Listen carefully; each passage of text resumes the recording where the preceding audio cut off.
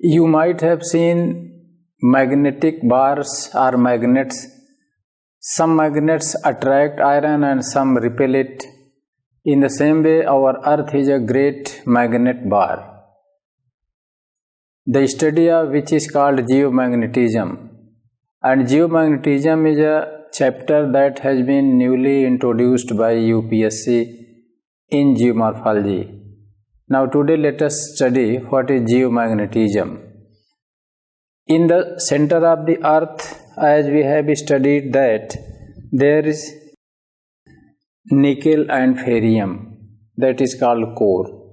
The shape of core is not completely spherical or circular, rather it is bar shaped, means its one point is projected towards magnetic north pole and other towards magnetic south pole. Regarding magnetic north and south pole, we have also studied, but here it will again be studied in detail. The magnetic bar attracts the things. That's why the things in our atmosphere fall on the earth due to gravitation of the earth. Its impact means the impact of geomagnetism works up to 36,000 km from the surface of the earth, and magnetosphere is found up to the height of 60,000 km from the surface of the earth.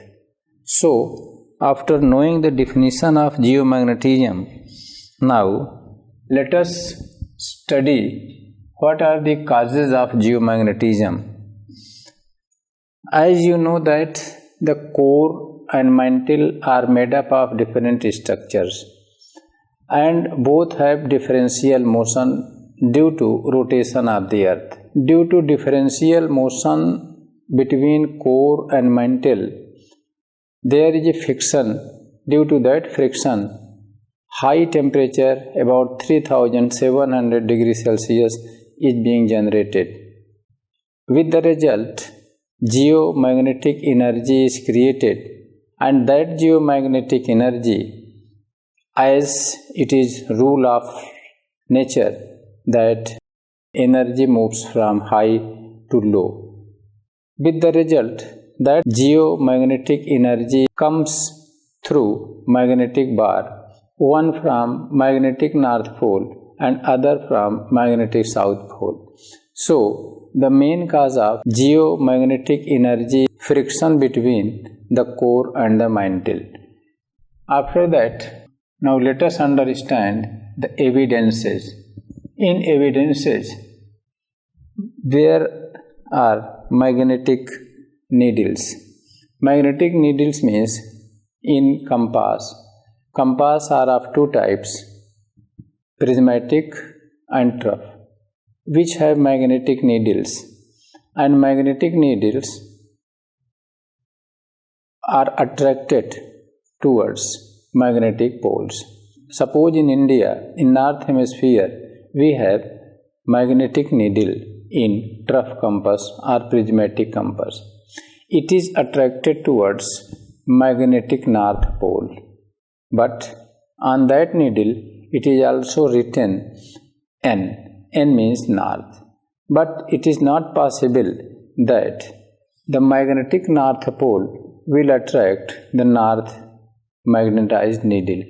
It shows that the needle in our trough compass is written or is having N. It means the north magnetic pole is south magnetized. That's why that south magnetized north pole attracts our needle. So, this is the evidence which shows that there are magnetic north pole and magnetic south pole. Now let us understand the impact of the magnetism or geomagnetic energy. As we know that from the center of the earth, the magnetic energy is emanated through the magnetic north and magnetic south poles, and that energy goes up in atmosphere. In atmosphere, especially in ionosphere, up to the height of 80 to 280 km in ionosphere. But its maximum concentration is up to the height of 150 kilometers.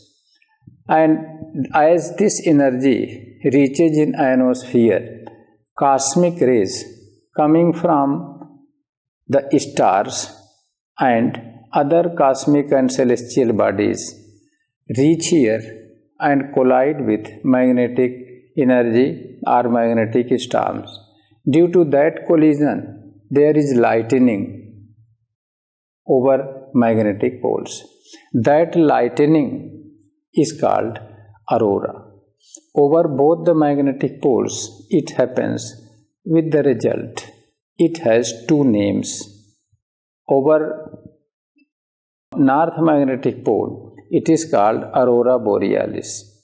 Contrary to it, over south magnetic pole, it is called aurora australis. Now there is one question from you. Who can see the aurora or this lightning in ionosphere comfortably? Whether the people in low latitude area, mid latitude area or high latitude area? Answer is very clear. From high latitude, the people can observe this atmospheric happening or phenomena, not the people of equatorial or low latitude region. Then again the second question arises, why not the people of low latitude can see aurora comfortably? There may be two options. One, distance. Second, curvature of the earth. This answer is also very easy. Distance is also correct. Curvature is also correct. But distance problem can be solved by telescope. But it is curvature that prohibits us to see this phenomena. So, aurora australis and borealis are the two phenomena which are the evidence of geomagnetism. One more evidence is the magnetosphere. And as we have discussed that the magnetic force works effectively up to 36,000 km from the surface. That's why insights are generally set or fixed over the geostationary phase, and geostationary orbiters are also fixed or stationed at the height of 36,000 km from the surface of the earth, while the magnetic field works up to 60,000 km from the surface of the earth. That is called magnetosphere. After understanding the impact of the geomagnetism, let us try to know how to fix the location of magnetic north and south poles, which are the 2 points on the earth, to know it clearly. There is magnetic declination. Magnetic declination is a term that we have already discussed, but magnetic declination is an angle measured at a place which is between the two lines. One line is, suppose this is a place, you take Allahabad, India, and here there is magnetic, here in India you have put this, and this is geographical North Pole. This is one line. And the second line is how to locate magnetic north and south poles. It is clear with the help of compass. And after knowing that, now let us try to understand what is magnetic declination. As we have discussed that this is the earth and this is the magnet bar. Bar is bar shaped, pointing towards magnetic north pole and magnetic south poles. And magnetic storms arise from here and from here. And here is aurora borealis. Over south magnetic pole, it is aurora australis. You are seeing in this figure that here insight is being fixed at 36,000 km height from the earth surface, 60,000 km height, it is magnetosphere. And you are seeing that here there is difference between geographical north pole and magnetic north pole. In the same way, geographical south pole and magnetic south pole. One very important point is that there is difference between these two. This difference is measured with the help of magnetic declination. What is magnetic declination? It is an angle at a point between two lines, one towards geographical north pole, the other towards magnetic north pole. And this is the angle that is called magnetic declination. And if magnetic declination at two or more points are the same, that line joining those places is called isogonic line. It means isogonic line is a line joining the places having the same magnetic declination. Now, after knowing what is magnetic declination, now let us understand isogonic line and agonic line. Isogonic line is the line joining the places having equal magnetic declination. What is agonic line? Now, after understanding magnetic declination and isogonic and agonic lines, let us try to know how to fix the magnetic north and south poles on the earth. There again, the help of magnetic needles is changed. Magnetic needles is used. If there is one magnetic needle and if you put it somewhere, it forms angle between line of force and horizon of the earth. Suppose this is a needle, it will be attracted towards magnetic north pole, and the line of attraction is termed as line of force. If you will put it at magnetic north poles, means at the Ellesmere Island in Canada, it will become vertical, and the angle between this force of line and between the horizon of the earth, surface of the earth, will be of 90 degree. And on the basis of this magnetic north pole, magnetic equator is drawn. And if you will put this magnetic needle on magnetic equator, the angle between the line of force and the horizon plane will become 0. As you will move north at 10 degree north, means it is magnetic north, 10 degree, the angle will be 10 degree, 20 degree, 30 degree, 40 degree, 50 degree, then here it will be 90 degree. So, where the magnetic needles become vertical, it is known as magnetic north pole, and it is also called dipole. There are two dipoles, north and south. So, with the help of magnetic needle, the magnetic north and south poles are being fixed. One thing very noteworthy is that the magnetic north pole is shifting, it is changing. That is called polar reversal or shift or change in magnetic north poles.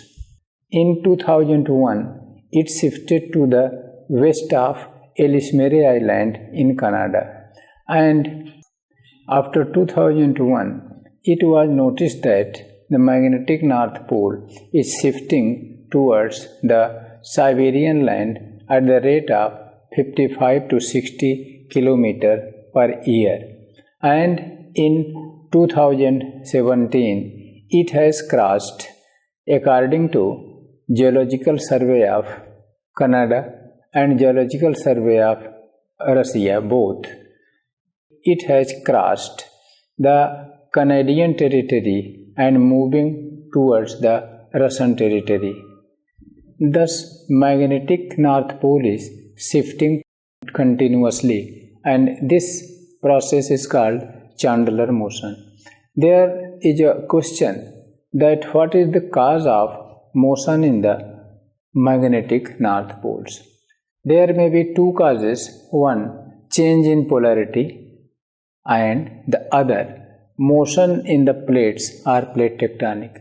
This will be discussed in plate tectonic, but here change in polarity is the main factor which is taking place on the great magnet bar, the Earth. One thing to be noted here is that due to change in the magnetic North Pole, the magnetic declination is getting changed. How it is changing? If you see here, this is India and here Allahabad. So from Allahabad in 1975, the magnetic declination was 30 minutes west of geographical North Pole. From Allahabad, if you draw a line to geographical North Pole, this is one line. But if you put needle at Allahabad, it will indicate towards magnetic North Pole in Canada, in Prince of Wales Island, in 1975. So, variation between this line from Allahabad to geographical North Pole and the second line from Allahabad to magnetic North Pole was 30 minutes west. But in topographical sheet of India, Allahabad, it is also mentioned that it is decreasing, means magnetic declination is decreasing 1 minute per year. What does it show? That magnetic North Pole is shifting towards geographical North Pole. And in 2001, it became 0. But now, this line is moving towards east, means the magnetic declination of Allahabad now has become east of the geographical North Pole. So, these geological survey and topographical reports also express that there is shift in polarity. So, its one cause may be change in the position of the North Poles, that is called Chandler motion. But at the same time, the second factor cannot be ignored, that the plates are moving. India is also moving towards northeast, and due to that motion, the magnetic declination of all the places are changing. How magnetic declination of all the places, especially India and Allahabad, is changing due to plate tectonic factors? Now let us consider it. In geological past, India was to the south of equator. Some volcanic activities occurred in Maharashtra, resulting into the deposition of lava coming out from asthenosphere. And as we know that molten lava is in liquid state but rich in iron, and that iron was affected by the magnetic North Pole. That's why the iron or magnetic field of that iron in lava was oriented towards magnetic North Pole at that time. Again, due to plate movement, India moved northeastward, reached the equator, crossed the equator. Again in Cretaceous period, there was volcanic eruption of second phase in Maharashtra. The magma erupted in this second phase was oriented again towards the magnetic North Pole.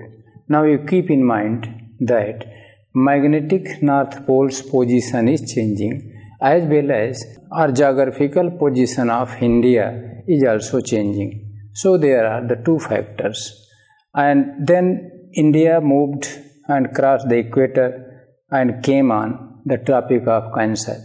Again, third phase of volcanic activity occurred in Maharashtra. This time, that lava was attracted by the present position magnetic North Pole.